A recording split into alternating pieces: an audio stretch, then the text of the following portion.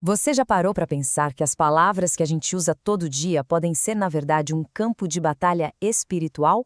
Pois é, na perspectiva da palavra de Deus, não existe conversa neutra. Ou o que a gente fala constrói alguma coisa ou contamina. Vamos entender melhor por que isso é tão sério. Quantas vezes a gente já não ouviu isso, né? Alguém solta uma piada de duplo sentido, faz um comentário meio ácido e logo em seguida vem a defesa. Ah, calma, é só brincadeira. Mas será que é só isso mesmo? E que tal essa aqui?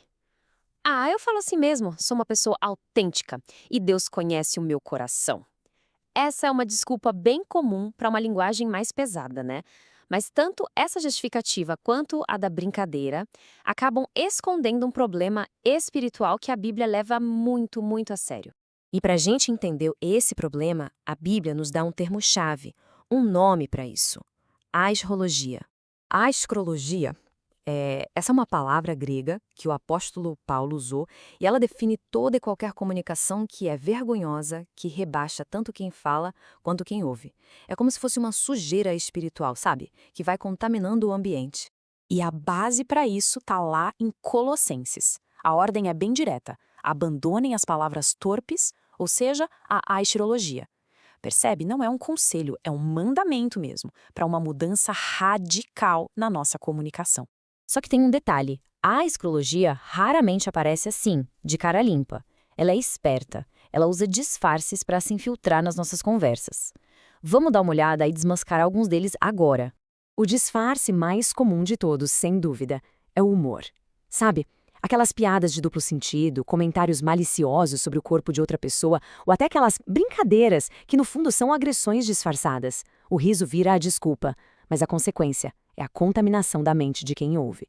E essa frase aqui resume tudo. O pecado muitas vezes entra rindo. O riso se torna um cúmplice, que abre a porta para essa contaminação se espalhar sem que a gente nem perceba o estrago. Depois, tem o disfarce da autenticidade.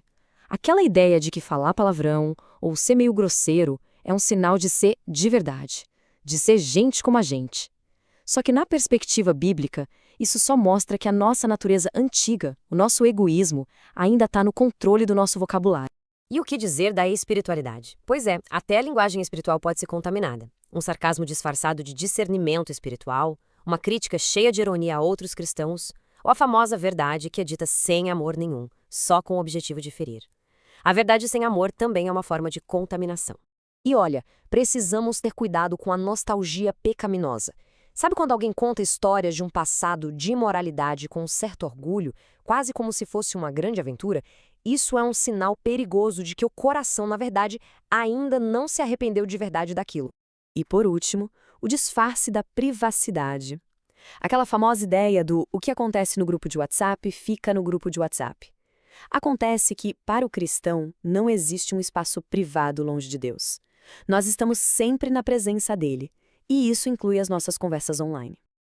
Ok, já vimos o que é escrologia e os disfarces que ela usa. Mas por que isso tudo é tão sério? Por que as palavras têm tanto peso espiritual assim? A resposta vem do próprio Jesus. Ele disse que até a palavra mais inútil, mais à toa que a gente disser, vai ser levada a julgamento. Isso mostra que Deus leva em conta não só o que a gente fala, mas o como, o porquê e qual o efeito das nossas palavras nos outros. E aqui a gente chega no ponto central de tudo.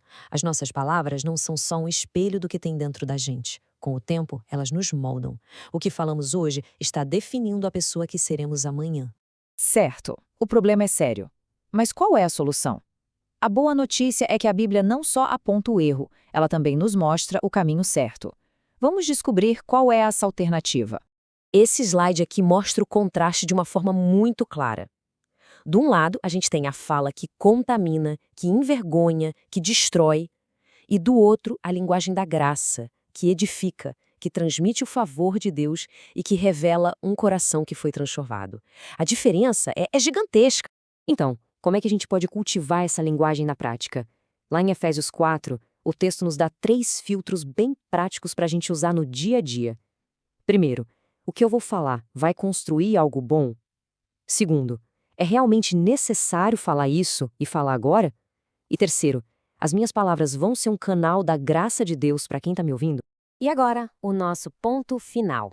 Mudar a forma como a gente fala não é só uma questão de Ter boas maneiras é algo muito, muito mais profundo que isso. Abandonar a escrotologia não é uma questão de força de vontade, de cerrar os dentes e tentar ser melhor.